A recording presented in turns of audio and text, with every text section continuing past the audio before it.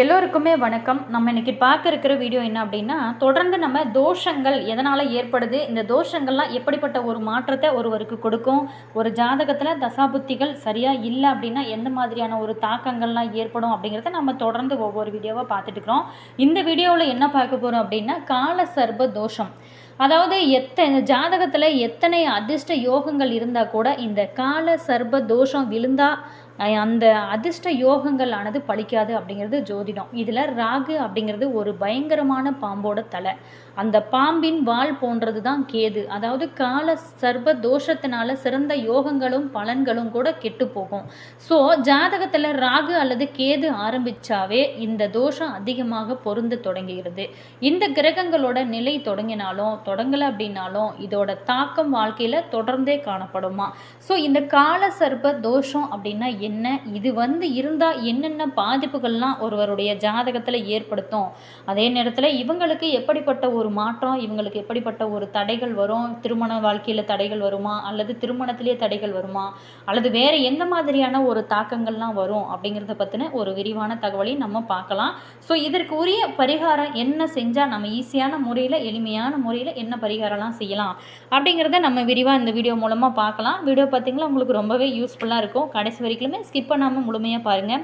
Video பிடிச்சிருந்தா மறக்காமல் like பண்ணுங்கள். இது போன்ற பல சுவாரஸ்யமான தகவலை நீங்கள் தெரிஞ்சுக்கணும் அப்படின்னாலும் மறக்காமல் நம்ம சேனலை சப்ஸ்கிரைப் பண்ணிக்கோங்க. இனியவள் உற்சாகம் கூடவே இருக்க பெல் ஐக்கானையும் ப்ரெஸ் பண்ணிட்டு வாங்க வீடியோக்குள்ளே போகலாம். கால சர்ப்பம், அதாவது ஜாதக சுழற்சியில் ரொம்பவும் பயப்படக்கூடிய தோஷங்களில் இந்த கால சர்ப்ப தோஷம் அப்படின்னு ஒன்று. இது 2 தீய கிரகங்களால் தான் ஏற்படுது. அதாவது ராகு மற்றும் கேது. காலனான ராகுவும் சர்ப்பமான கேதுவுக்கும் இடையில் கிரகங்கள் இருப்பது கால சர்ப தோஷம் அப்படின்னு நம்ம சொல்கிறோம். அதாவது கால சர்ப தோஷம் அப்படிங்கிறது ராகு கேது ஆகிய இரு பாம்புகளுக்கு இடையே மற்ற 7 கிரகங்களும் அடைபட்டு இருப்பது தான். இது ஜாதகத்தில் இருக்கக்கூடிய நல்ல யோகங்களை நசுக்கி கெடு பலன்களை கொடுக்குமா. ராகு கேது இருவரும் விஷம் உள்ள பாம்பு. அதாவது இவங்களுக்கு இடையே சிக்கி முன்னும் பின்னும் இவங்களோட விஷத்தால் தாக்கப்படுவதனால தான் கிரகங்கள் செயல் இழக்குது அப்படிங்கிறது ஒரு கருத்து. ராகுவிற்கு பாம்போட உடல் குணத்தால் வாலில் விஷம், கேதுவிற்கு பாம்போட தலையானதுனால தலையில் விஷம். இந்த அடிப்படையில் தான் கால சர்ப்ப தோஷமானது அமைகிறது.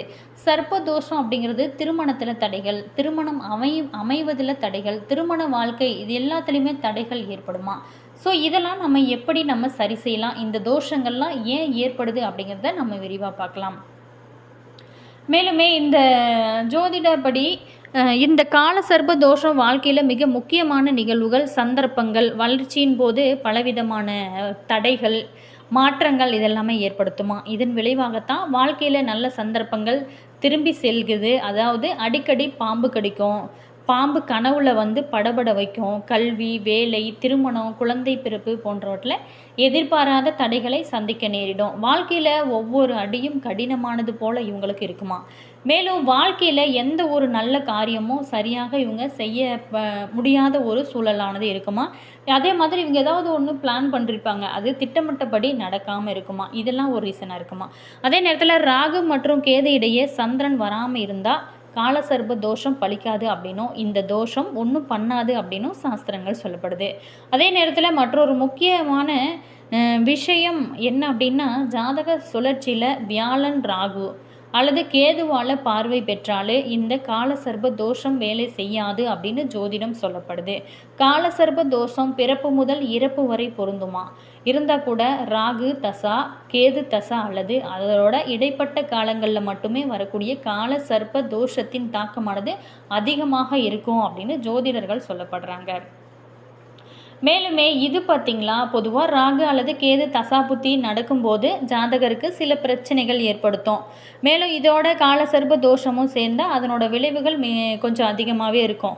உண்மையிலேயே ராகுவும் கேதுவும் வக்கர கிரகங்கள், அதாவது மற்ற அனைத்து கிரகங்களும் முன்னோக்கி நகர்ந்து கொண்டிருக்கும் போது இந்த 2 கிரகங்களும் பின்னோக்கி செல்லுமா.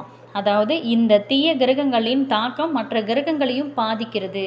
எனவே தான் வாழ்க்கை பார்த்திங்களா, முன்னோக்கி போக வேண்டிய வாழ்க்கையில் இந்த கிரகங்களால், ராகு கேது இந்த கிரகங்களால் பின்னோக்கி நம்மளுடைய வாழ்க்கையானது போகிறது.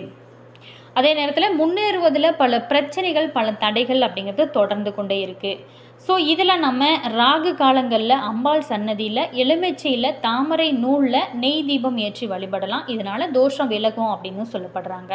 அதே நேரத்தில் நம்ம இந்த தோஷங்கள்லாம் ஏன் ஏற்படுது, இந்த கால சர்ப தோஷம் அப்படிங்கிறது எப்படி ஏற்படுது, ஒரு ஜாதகத்தில் எந்த இடத்துல இது இருந்தால் எப்படிப்பட்ட ஒரு மாற்றத்தை கொடுக்கும் அப்படிங்கிறத பார்க்க போகிறோம். ஜாதகத்தில் ஒருவருக்கு ராகு கேது கிரகங்களிடையே மற்ற கிரகங்கள் இருந்துச்சு அப்படின்னா அது கால சர்ப தோஷம் ஏற்படுது. அப்படி ராகு கேது எந்த இடத்துல அமைகிறது அப்படிங்கிறத பொறுத்தும் அதனோட வகைகள் அறியப்படும். கால சர்ப தோஷம் உள்ளவங்க முக்கியமாக செய்ய வேண்டிய பரிகாரங்களை செஞ்சாலே போதும். ஜாதகத்தில் ஒருவருக்கு ராகு கேது கிரகங்களுக்கு இடையே மற்ற கிரகங்கள் இருந்துச்சுன்னா அது கால சர்ப தோஷம் அப்படின்னு சொல்கிறோம். அதே நேரத்தில் கால சர்ப தோஷம், அதாவது கால சர்ப தோஷம் சர்ப தோஷம் என ஜோதிடத்தில் பொதுவாக அழைக்கப்படுது. பாம்பை ஒருவர் சிலர் இல்லைன்னா அடித்து கொள்ளும்போது அது உயிர் விடும் தருவாயில் கொள்பவரை பார்த்து விடக்கூடிய ஒரு தோஷம் தான் இந்த சர்ப்ப தோஷம் அப்படின்னு சொல்லப்படுது. அதாவது பிற தோஷங்களை போல முற்பிரிவில் செய்தால் மட்டும் ஏற்படுவதில்லை, இது இந்த பிரிவிலேயே கூட ஏற்படலாம். இப்படி கால சர்ப தோஷம் உள்ளவங்களுக்கு திருமணம் நடப்பதில் தாமதம் ஏற்படுமா, அப்படி நடந்தாலும் அவங்களுக்கு பிறக்கக்கூடிய குழந்தைகள் உடல் நல குறைவோடு பிறக்கிறதுக்கு வாய்ப்பு இருக்கான். தற்போது நலமோடு இருந்தால் கூட அடிக்கடி நோய் தாக்குதலுக்கு உள்ளாகுவதில் நிகழலாம் அப்படின்னு சொல்லப்படுது. ஸோ இந்த கால சர்ப தோஷமானது ஏன் ஏற்படுது, அதாவது மனிதர்கள் அந்த பாம்பை அடித்து கொள்ள முயலும் போது நாங்கள் உங்களுக்கு எந்த தொந்தரவும் செய்ய மாட்டோம் அப்படிங்கிறத போல தான் அதனோட வாளால் தரையில் அடித்து உறுதி செய்யுமா. அப்படி செய்த பின்னரும் மனிதர்கள் அதை கொன்றாலே அது கொல்பவங்களை பழித்து விட்டு சாபம் போடும் இருக்குமா. இது பாம்பை கொல்வதால் மட்டும் இல்லாத மற்ற விலங்குகளுக்கும் பொருந்தும். மற்ற விலங்குகளும் கூடியிருக்கும் போது அந்த கல்லால் நாம் கம்பால் அடிப்பதாலும் பிரச்சனைகள் ஏற்படுமா. ராகுவை போல கெடுப்பவனும் இல்லை, கேதுவை போல கொடுப்பவரும் இல்லை அப்படிங்கிறது எப்படி தெரியுமா. இது பாம்பை கொள்வதனால மட்டும் இல்லைங்க, மற்ற விலங்குகளுக்கும் பொருந்தும். மேலுமே இந்த சாபம் பெற்றவங்க அடுத்த பிறவியில் மனிதராக பிறந்து அவங்களோட ஜாதகத்தில் லக்கணத்தில் ராகு அல்லது கேது தனித்திருக்க பிறக்கிறாங்க. இந்த பாம்பு கிரகங்களான ராகு கேது இடையே ஏனைய கிரகங்கள் சிக்கிக்கொள்ளும். இப்படி தான் ராகு கேது இடையே மற்ற கிரகங்கள் அடைப்பட்டு கிடப்பதற்கு கால சர்ப தோஷம் அப்படின்னு சொல்லப்படுது. மேலுமே கால சர்ப தோஷத்தோட விளைவுகள் என்னென்ன விளைவுகள் கொடுக்கும் அப்படின்னா, இந்த தோஷத்தினால பாதிக்கப்பட்டவரோட ஜாதகத்தில் ராகு கேதுவுக்கு இடையே ஏனைய கிரகங்கள் அமைந்து அவைகள் கொடுக்கும் நன்மைகளில் நஞ்சு ஏற்பட்டு தீமையாகும். நல்லது நடந்தால் கூட அதை தீமையாக மாற்றக்கூடிய ஒரு வல்லமை படைத்தது. இவங்களுக்கு திருமண தடை ஏற்பட்டு ஒரு வயது 35 வரை வாழ்க்கையை வீணடிப்பாங்க. அதே மாதிரி 5ல் ராகு இருக்கக்கூடிய ஜாதகம் அப்படின்னு பார்த்தோமா, 5ஆம் இடத்துல ராகு இருந்துச்சு அப்படின்னா அவங்களுக்கு பெண் குழந்தையே பிறக்காது அப்படின்னு கூட சொல்லப்படுறாங்க. ஆண் குழந்தை தான் பிறக்கும். அதுவும் நோய் தாக்குதலால் பிரச்சனைகள் இருக்கும் அப்படின்னு சொல்லப்படுறாங்க. 5ல் கேது இருக்கக்கூடிய ஜாதகம் பார்த்திங்களா, அவங்களுக்கு ஆண் பெண் குழந்தைகள் பிறக்குமா. இருந்தால் கூட அவங்க பார்த்திங்கன்னா நோஞ்சானாக இருப்பாங்களாம். அதுவும் பெற்றோரை வெறுக்கும் மனநிலையில் இருப்பாங்க அப்படின்னு கூட சொல்லப்படுது. மேலுமே காலசர்ப தோஷம் அப்படிங்கிறது 12 வகை இருக்குங்க. காலசர்ப தோஷம் இந்த சர்ப்ப கிரகங்களான ராகு கேது அமைந்திருக்கும் வீடுகளை பொறுத்து தான் வகைப்படுத்துது. ஆனந்த கால சர்ப்ப தோஷம், அதாவது ராகு முதல் வீட்டிலும் லக்கணத்தில் கேது 7ஆம் இடத்திலும் இருக்கிறதுனால ஆனந்த கால சர்ப்ப தோஷமானது ஏற்படுது. இதற்கு விபரீத கால சர்ப்ப தோஷம் அப்படின்னு சொல்கிறாங்க. இந்த ஜாதக அமைப்பு இருக்கிறவங்களுக்கு வாழ்க்கையில் பல இடையூறுகள் துன்பங்கள் ஏற்படுமா. இவங்க பல பிரச்சனைகளுக்கு மத்தியில் தான் சொந்த முயற்சியால் வாழ்க்கையில் முன்னுக்கு வர முடியுமா. இவங்களுக்கு திருமண தாமதம் ஏற்படும் அப்படின்னு சொல்லப்படுது. அடுத்ததான் சங்கசூட கால சுர்ப தோஷம். ராகு 9ஆம் இடத்திலும் 3ல் கேதுவும் இருக்கும். இந்த ஜாதகத்தினர் பொய்களை அதிகம் பேசுவாங்களாம். முன்கோபம் அதிகம் கொண்டவங்களா அதிக துன்பங்களை அனுபவிக்கக்கூடிய சூழலும் ஏற்ற தாழ்வுகளையும் சந்திக்க வேண்டிய சூழலானது இருக்குமா. அடுத்ததான் கடக சர்ப தோஷம். ராகு 10ஆம் வீட்டிலும் கேது 4ல் அமையப்பெற்ற இவங்களுக்கு சட்ட சிக்கல்கள் ஏற்படும் அப்படின்னு சொல்லப்படுது. அரசால தண்டனைகள் பெறுவாங்க அப்படின்னு சொல்லப்படுது. குளிகை சர்ப்பதோஷம், வாசுகி சர்ப்பதோஷம், இதை பொறுத்த வரைக்குமே ராகு 2ஆம் இடத்திலும் கேது 8லும் இருக்கிறவங்க உடல்நல பிரச்சனைகளால் வாழ்நாள் முழுவதுமே பாதிக்கப்படுவாங்களாம். அதோடு விபத்து, இழப்பு, ஏற்படக்கூடிய அமைப்பு இருக்குது அப்படின்னு சொல்லப்படுறாங்க. மன அமைதியற்ற ஒரு நிலையானது இருக்குமா, பொருளாதார பாதுகாப்பற்ற நிலையும் இருக்குமா.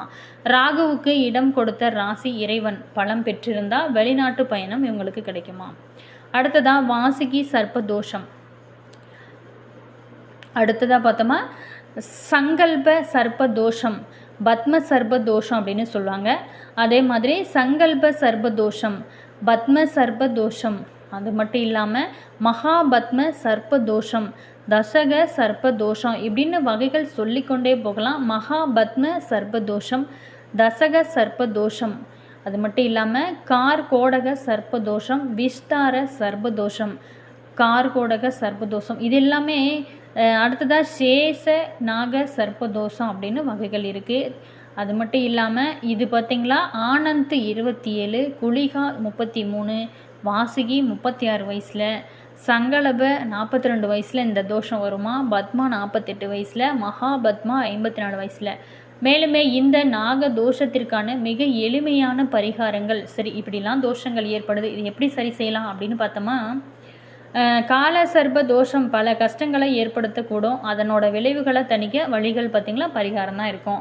சிவலிங்கம், கால சர்ப்ப தோஷத்திலிருந்து நிவாரணம் பெற சிவலிங்க வழிபாடு அவசியமாக செய்யணும். ஒரு கோவில் அல்லது ஒரு மத நிறுவனத்திற்கு பால் தானமாக கொடுக்கலாம். இதற்கிடையில் ஒவ்வொரு நாளும் சுமார் அரை மணி நேரமாவது இறைவனை நீங்கள் தியானம் செய்யணும். ராகுவின் ஆளும் தெய்வங்களான சிவன் மற்றும் பார்வதியை வணங்குறது ரொம்ப நல்லது. வீட்டில் கல் உலோகத்தால் ஆன ஒரு சின்ன சிவலிங்க சிலையை வாங்கி வச்சு நீங்கள் ஒவ்வொரு நாளும் ஒரு சிவலிங்கத்தின் முன்னாடி ஓம் நமச்சிவாய அப்படின்னு சொல்லிட்டு ஒரு 108 முறை ஜெபிங்க, அது ரொம்ப நல்லது. அடுத்தது 12 ஜோதிடலிங்க சோஸ்திரங்களில் ஏதாவது ஒன்றுக்கு போயிட்டு நீங்கள் இறைவனை மனதார வழிபட்டு வர்றது ரொம்ப நல்லது. ஒவ்வொரு நாளுமே 108 காயத்ரி மந்திரத்தை உச்சரிக்கிறது ரொம்ப நல்லது. அதே மாதிரி பிரம்மஹத்தி தோஷம் எதனால் ஏற்படுது, அதற்கான பரிகாரம் பார்த்திங்களா, திரியோதசி நாளும் பிரதோஷமும் சேர்ந்து வரக்கூடிய நாளில் ஏதாவது ஒரு சிவன் கோவிலுக்கும் பூஜைக்கு பால் தேனை நீங்கள் கொடுக்கறது ரொம்ப நல்லது. கர்நாடகாவில் இருக்கக்கூடிய குக்கே ஸ்ரீ சுப்பிரமணிய கோவில், ஆந்திராவில் இருக்கக்கூடிய காளஹஸ்தி கோவில், இந்த கோவிலுக்கெல்லாம் நீங்கள் போயிட்டு வழிபடலாம். தமிழகத்தில் இருக்கக்கூடிய திருநாகேஸ்வர கோவில் போன்ற கோவில்களுக்கு போனீங்க அப்படின்னா சர்ப்ப சம்ஹாரம் நிவர்த்தி பூஜையானது செய்யலாம். ரொம்ப உங்களுடைய வாழ்க்கையில் முன்னேற்றம் இல்லை அப்படிங்கிறவங்களுக்கு கண்டிப்பாக முன்னேற்றம் அப்படிங்கிறது உங்களுடைய வாழ்க்கையில் நீங்கள் சந்திக்கலாம். ராகு காலங்களில் அம்பாள் சன்னதியில் எலுமிச்சியில் தாமரை நூலில் நெய் தீபம் ஏற்றி வழிபட்டிங்க அப்படின்னா எப்பேற்பட்ட தோஷமாக இருந்தாலும் விலகும். கால பைரவரை வழிபட்டாலே காலத்தால் தீர்க்க முடியாத தோஷங்கள் அனைத்துமே தீரும். இந்த கால சர்ப்ப தோஷத்திற்கு பரிகாரம் கிடைக்கும்.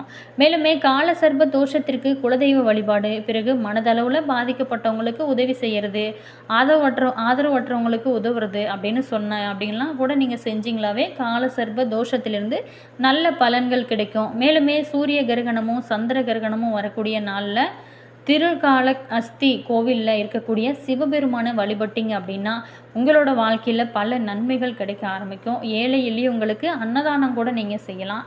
அதே மாதிரி வஸ்திர தானம் செஞ்சீங்க அப்படின்னா எப்பேற்பட்ட தோஷத்தினால ஏற்படக்கூடிய தீமைகள் இருந்தும் உங்களால் விடுபட முடியும். மேலுமே திருக்காளஹஸ்திக்கு போயிட்டு நீங்கள் பரிகாரம் செய்யும் முன்னோ அல்லது பின்னோ திருநாகேஸ்வரம் போயிட்டு அங்கு தோஷ பரிகாரத்தையும் செய்கிறது ரொம்ப நல்லது. எப்படி திருப்பதியில் இருக்கக்கூடிய பெருமாளை பார்ப்பதற்கு முன்போ அல்லது பின்போ அலமேலும் மங்கை தாயாரை பார்க்க வேணும் அப்படிங்கிற விதி இருக்குதோ அதுபோல தான் திருக்காளஹஸ்திக்கு போகிறதுக்கு முன்னாடி போயிட்டு நீங்கள் காலசர்ப்ப தோஷம் தீர பரிகாரம் செஞ்சாலும் திருநாகேஸ்வரம் போயிட்டு அங்கு பரிகாரம் செஞ்சிங்களா தான் அதனோட பலன் முழுமையாக கிடைக்கும் அப்படிங்கிறது பரிகார சாஸ்திரம். மேலுமே ராகு கேது அப்படிங்கிற இரு கிரகங்களால் ஏற்படக்கூடிய தோஷமே கால சர்ப்ப தோஷம் அல்லது சர்ப்ப தோஷம் அப்படின்னு நம்ம சொல்கிறோம். ஸோ கேது தோஷத்தை காளஹஸ்திக்கு சென்று பரிகாரம் காண வேணும். ராகு தோஷத்தை திருநாகேஸ்வரம் போயிட்டு பரிகாரம் செய்யணும். கேது தோஷம் நீங்கினுச்சு அப்படின்னா ஞானம் வாரி வழங்கும், புத்தி தெளிவு பெறும், பக்தி அறிவு ஜொலிக்கக்கூடிய அற்புதமான அமைப்புகள் எல்லாமே உங்களோட வாழ்க்கையில் கிடைக்கும்.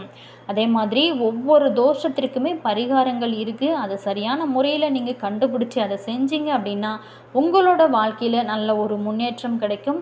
மேலுமே இந்த பாம்பை கொள்வதால் மட்டும் இல்லாமல் மற்ற விலங்குகளுக்கும் பொருந்தும். மற்ற விலங்குகளுக்கும் கூடி இருக்கும்போது அதை கல்லால் அடித்து அல்லது கம்பால் அடிப்பதால் கூட இந்த தோஷங்கள்லாம் ஏற்படுமா.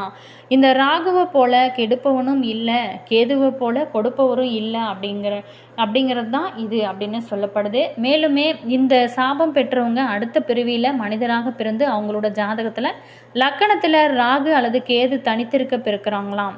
ஸோ இந்த பாம்பு கிரகங்களான ராகு கேது இடையே ஏனைய கிரகங்கள் சிக்கிக்கொள்ளும். இப்படி தான் ராகு கேது இடையே மற்ற கிரகங்கள் அடைப்பட்டு கிடப்பதற்கு கால சர்ப்ப தோஷம் அப்படின்னு சொல்லப்படுறாங்க.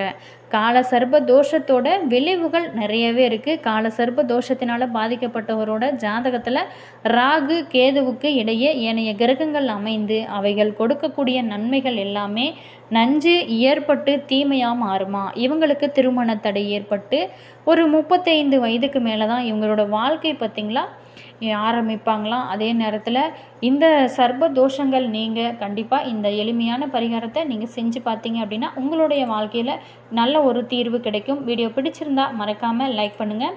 இது போன்ற பல சுவாரஸ்யமான தகவலை நீங்கள் தெரிஞ்சுக்கணும் அப்படின்னாலும் மறக்காமல் இனியவள் உற்சாகம் சேனலை சப்ஸ்கிரைப் பண்ணிக்கோங்க.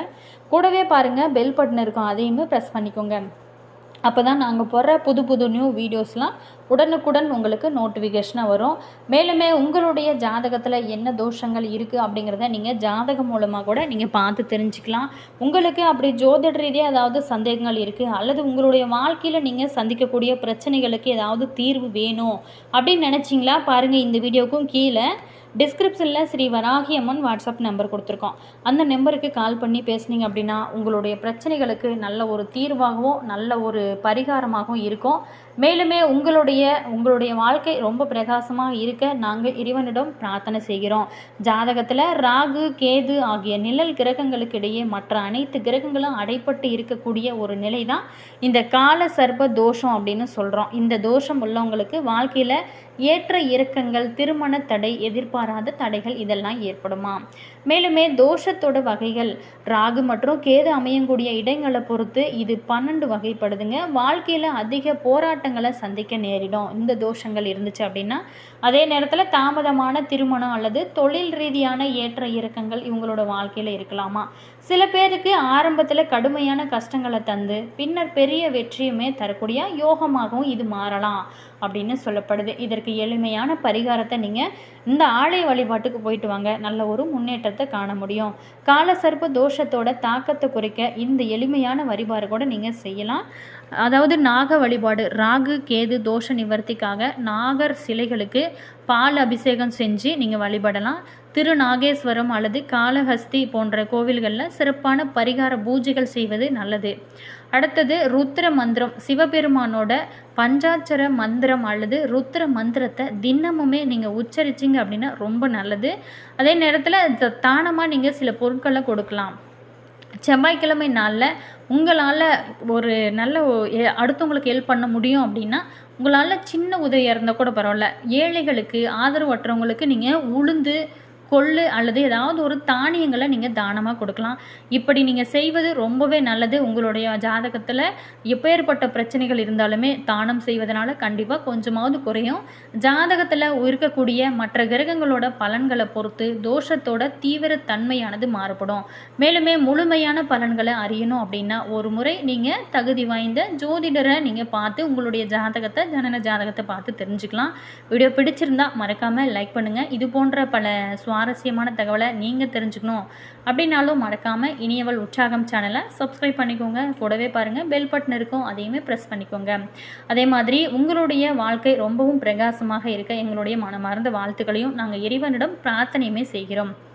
மேலுமே உங்களுடைய உறவுகள் வகையில் நண்பர்கள் வகையில் யாராவது இந்த கால சர்ப்ப தோஷத்தில் இப்படி சிக்கி கொண்டு தவிக்கிறாங்களோ அவங்க இந்த ஆலயத்திற்கு போக சொல்லுங்கள். அதே மாதிரி இந்த வீடியோவை அவங்களுக்குமே ஷேர் பண்ணி விடுங்க, அவங்களுக்குமே ரொம்ப யூஸ்ஃபுல்லாக இருக்கும். அதே மாதிரி உங்களுடைய கருத்து என்ன அப்படிங்கிறத மறக்காமல் கமெண்ட்ஸில் சொல்லுங்கள். அது மட்டும் இல்லாமல் உங்களுடைய இஷ்ட தெய்வத்தோட பேர் என்ன, உங்களுடைய குலதெய்வத்தோட பேர் என்ன அப்படிங்கிறத மறக்காமல் கமெண்ட்ஸில் சொல்லுங்கள்.